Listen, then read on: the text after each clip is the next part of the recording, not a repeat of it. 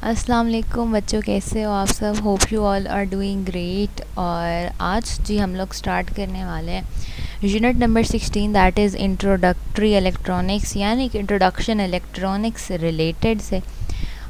इसके हम लोग मतलब पेपर्स में मेन जो चीज़ आ रही है, these SLOs which stands for student learning outcomes. Her chapter के स्टार्ट में, बेशक वो पंजाब की टेक्स्ट बुक है या फेडरल की है, किसी भी और बोर्ड की हो, उसमें ये जो मेन पॉइंट्स पहले ही पेज पे, चैप्टर के इंट्रोडक्टरी पेज पे लिखे होते हैं, इनकी बेसिस पे आपने चैप्टर को तैयार करना होता है, क्योंकि मोस्टली जो क्वेश्चंस लॉन्ग या शॉर्ट होते हैं वो इसी में से आ जाते हैं। हम लोगों ने करने हैं जी कंसेप्चुअल क्वेश्चंस। हम कोशिश करेंगे हाफ हम कंसेप्चुअल क्वेश्चंस आज करें, हाफ हम अगले वीडियो में करें। तो हम नोट्स पे आ गए हैं जी। हमारा पहला क्वेश्चन है, व्हाट आर फ्री इलेक्ट्रॉन्स। तो फ्री इलेक्ट्रॉन्स क्या होते हैं? Free electrons are those electrons that are free from the nucleus bond. ऐसे इलेक्ट्रॉन्स जो न्यूक्लियस के बाउंड्री में नहीं, मतलब वो उन पर न्यूक्लियस का कोई इफ़ेक्ट नहीं आता, उनको कहते हैं हम free electrons. Metals have free electrons that move randomly inside the metal. Metals जो हैं उनके अंदर फ्री इलेक्ट्रॉन्स होते हैं और वो रैंडमली, मतलब किसी भी जगह मूव कर सकते हैं मेटल में। These electrons are the outermost shell electrons, यानी कि valence electrons that are in some respect free, ठीक है। And these electrons are still these free electrons are still bound. अब ये हैं, ये वाले जो इलेक्ट्रॉन्स हैं ये आउटर मोस्ट शेल में होते हैं, यानी कि जो वैलेंस शेल होता है, बिल्कुल आखिरी शेल जो होता है जिसपे वो एटम के जो इलेक्ट्रॉन्स है वो कंप्लीट हो जाते हैं, यानी कि वो बहुत दूर होते हैं न्यूक्लियस से, इसलिए उसका न्यूक्लियस का उन पे जो इफ़ेक्ट है या ताकत है ना, वो बिल्कुल जाकर ख़त्म ही, कम ये नहीं बल्कि ख़त्म ही तकरीबन हो जाती है। Still bound to the material by characteristic binding force called the metallic bonding. लेकिन जो मेटल के अंदर एक फोर्स समझ लें, एक एनर्जी होती है बाइंडिंग, जिसे कहते हैं मेटालिक बॉन्डिंग, जिसकी वजह से वो जो फ्री इलेक्ट्रॉन्स हैं वो सेल के अंदर, मेटल के अंदर ही रहते हैं, वो बाहर नहीं आते। फिर है similarly when a gas is ionized by any method, its outermost shell electrons are freed from the nucleus bond and they are termed as free electrons. अच्छा, पहला क्वेश्चन हो गया। अब दूसरा है, how can you say that cathode rays are negatively charge. हम ये किस तरह कह सकते हैं कि जो कैथोड रेज हैं वो नेगेटिवली चार्ज होती हैं? एक बहुत इंपॉर्टेंट क्वेश्चन, ठीक है। Cathode rays are negatively charge rays because they are attracted toward the positive plate when brought near it. जब हम इलेक्ट्रॉन्स को गुजारते हैं, जब हम कैथोड रे को गुजारते हैं एनोड और कैथोड के दरमियान, एनोड पे पॉजिटिव चार्ज होता है, कैथोड पे नेगेटिव चार्ज होता है, तो तब जो कैथोड रेज हैं, क्योंकि वो नेगेटिवली चार्ज हैं, इसलिए वो पॉजिटिव प्लेट की तरफ अट्रैक्ट होती हैं, क्योंकि opposite charges attract each other and same charges repel each other. So when cathode rays are negatively charged rays because they are attracted toward the positive plate when brought near it. When cathode rays are passed through a set of positive anode and negative cathode electrodes, they are attracted by the positive electrodes as shown in the figure. As we studied in Coulomb's law that opposite charges attract each other, ये हम पढ़ चुके हैं Coulomb's law में कि जो opposite charges हैं वो एक दूसरे को attract करती हैं। As cathode rays are attracted by the positive electrode, therefore cathode rays must be negatively charged। ठीक है, अब हम क्वेश्चन 3 पढ़ते हैं। अच्छा, ये आ गया। अब हमारा क्वेश्चन नंबर 3 है, why image is distorted. Image क्यों ख़राब हो जाती है? When a magnet is brought close to old television screens और monitors with cathode ray tube CRT inside. के जो पुराने टीवी हैं जिनके अंदर कैथोड रे ट्यूब होती है, कि जब उसके पास हम मैग्नेट स्क्रीन के पास लेके आते हैं, ये पुराने टीवीज़ में होता था, तो उसकी जो इमेज थी वो डिस्टॉर्ट हो जाती है, यानी कि ख़राब हो जाती है। In old television screens or monitors, we had cathode ray tubes installed inside them. The external magnet changes the path of the electrons that hit the screen point allocated by the magnetic and electric field inside this cathode ray tube, thereby distorting its image and colors। तो जो पुराने जो television screens या monitors होते थे उनके अंदर cathode ray tube होती थी। अब वो जो कैथोड रे ट्यूब है उसके अंदर एक तो मैग्नेटिक फील्ड और दूसरा जो इलेक्ट्रिक फील्ड थी वो उस रे को, या उस वो जो लाइट रे है जिससे वो स्क्रीन पे कलर आना है, उसको पाथ बताती थी कि उसने पूरी स्क्रीन पे किस तरह से फैल के तस्वीर देनी है। अब जब हम बाहर से एक एक्सटर्नल मैग्नेट को स्क्रीन के पास लेके जाते हैं तो इंटरनल जो मैग्नेट और इलेक्ट्रिक फील्ड ने जो एक पाथ प्रोवाइड किया होता है वो उस एक्सटर्नल मैग्नेट की वजह से डिस्टॉर्ट हो जाता है. इस वजह से इमेज या जो कलर है वो डिस्टॉर्ट हो जाता है, ख़राब हो जाता है, अपनी उस जगह पे नहीं आता. Explanation: when a magnet is brought close to the picture tube, the interaction between the flying electrons and the magnetic field creates a force that throws the electrons, because magnetic field exerts a force F on moving electrons, which is given by this formula.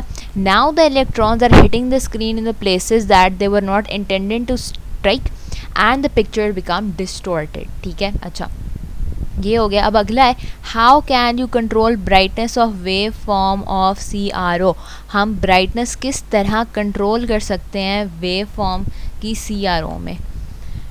So we have the brightness of the waveform on screen of CRO is controlled using intensity control of the CRO. ठीक है, CRO का intensity control के ज़रिए हम उसकी brightness को control कर सकते हैं. Intensity control is provided for adjustment of brightness of the spot on the screen. It is accomplished by varying the voltage between the first and second nodes. ठीक है, intensity control is provided for adjustment of brightness of the spot on the screen. Intensity जो control है वो adjust बताता है, वो हमें दिया जाता है. इंटेंसिटी कंट्रोल हमें एक समझ लें एक ट्रेट या जो भी उसका एक कंट्रोल है वो हमें दिया जाता है ताकि हम एडजस्ट कर सकें ब्राइटनेस को उस सारी स्क्रीन पे जितने भी स्पॉट्स आएंगे. ठीक है, अब ये होता किस तरह? इट इज़ अकम्प्लिश और it is done, it is completed by varying, यानी कि डिफरेंट वोल्टेजेस, यानी कि फर्स्ट और सेकंड नॉट्स के दरमियान वोल्टेजेस को चेंज किया जाता है, वो वैरी करती हैं. तो horizontal and vertical position controls are provided for moving the beam on any part of the screen. तो आपने CRO में देखा होगा कि 2 हॉरिजॉन्टल प्लेट्स, एक पेयर हॉरिजॉन्टल प्लेट्स का, एक वर्टिकल प्लेट्स का होता है. तो वो जो इलेक्ट्रॉन की बीम है उसे स्पेसिफाई कर देती है कि इस तरह वो उसको पूरे स्क्रीन पर उस सारे डॉट्स को फैला देता है. That's why a warning never advance the intensity control so far that an excessively bright spot appears. Bright spots imply burning of the screen is given for using CRO. इसलिए जो CRO based TVs थे उनके ऊपर ये एक note लिखा होता था कि कभी भी इंटेंसिटी कंट्रोल को इतना ज़्यादा एक्सेसिवली उसे बहुत ज़्यादा ब्राइट ना कर दें कि एक ब्राइट स्पॉट अपीयर हो जाए आपकी TV स्क्रीन पे, और इसकी वजह से आपकी जो स्क्रीन थी वो जल सकती थी, वो बर्न हो सकती थी CROs में. ठीक है ना. अच्छा, अब हमारे पास क्वेश्चन नंबर 5 है. All modern devices such as mobile phones, calculators, laptops, etc. use digital signals for their working. Why is digital signals used? अब हमें कह रहे हैं कि जितने भी हमारी ये मॉडर्न डिवाइसेज हैं, मोबाइल फ़ोन्स हैं, कैलकुलेटर्स हैं, लैपटॉप्स हैं, PCs हैं, इस तरह के iPad जो भी हैं सारी, इनके लिए ये डिजिटल सिग्नल्स पे वर्क करती हैं. Why is digital signal use? इस जगह पे डिजिटल सिग्नल्स क्यों इस्तेमाल होते हैं? So all modern devices they are working due to digital signals because they are easy to regenerate and are more reliable as compared to the analog signals. Digital signals इसलिए ज़्यादा समझ लें कि इस्तेमाल होते हैं. उसकी जो पहली वजह दैट इज़ के they are easy to regenerate them. ठीक है, ईज़ी है उनको दोबारा रीजनरेट करना, और they are also more reliable. ठीक है, वो उनको जनरेट करना भी ईजी है and they are more reliable. So these are the 2 points कि वो एक तो उनको जनरेट करना बहुत आसान है and they are more reliable as compare to the analog signals. ठीक हो गया.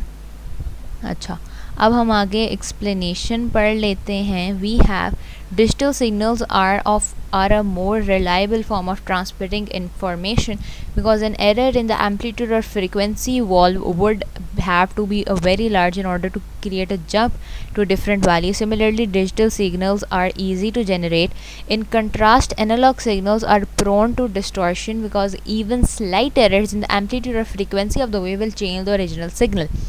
यानी कि जो एनालॉग सिग्नल्स हैं उनमें हल्की सी भी डिस्टॉर्शन, अगर एम्पलीट्यूड या फ्रीक्वेंसी का बिल्कुल हल्का छोटा सारा भी कोई वेव में चेंज आई ना, तो जो ओरिजिनल सिग्नल है ना उसमें चेंजेस आ जाएंगे, लेकिन डिजिटल सिग्नल इस लिहाज से रिलायबल है कि उनका जो ट्रांसमिशन सारी होती है बहुत रिलायबल तरीके से होती है, उसमें इस तरह के फ्लक्चुएशंस वगैरह नहीं आती। हम क्वेश्चन नंबर 6 तक आज करेंगे।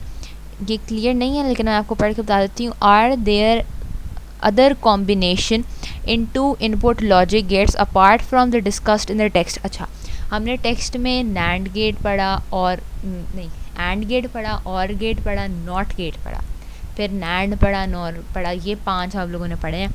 लेकिन हमारे पास 2 और गेट होते हैं। Yes, there are 2 more combinations in 2 output logic gates called exclusive or यानी XOR एंड एक्सक्लूसिव नॉट यानी कि X NOR. So explanation है following are the symbols and logic gates for XOR and XNOR gates. जब हमारे पास A और B दोनों inputs zero हैं तो तब आउटपुट भी ज़ीरो है। ये प्लस बेसिस पे चल रहा होता है, ठीक है।